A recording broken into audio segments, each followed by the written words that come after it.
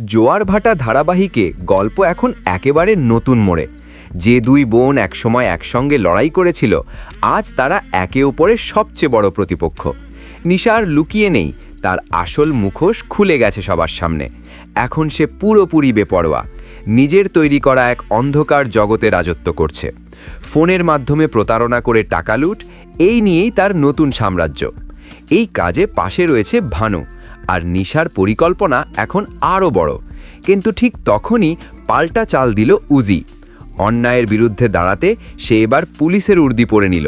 জিৎ বসু ট্রেনিংয়ে নিজেকে তৈরি করছে উজি, যেন একেবারে সামনে থেকে নিশার বিরুদ্ধে লড়তে পারে।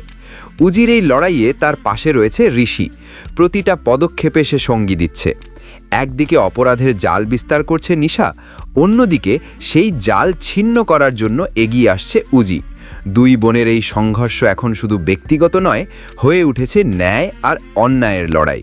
তাহলে শেষ পর্যন্ত কি হবে? উজি কি পারবে নিশাকে থামাতে, নাকি নিশার তৈরি সাম্রাজ্য আরও বড় হয়ে উঠবে?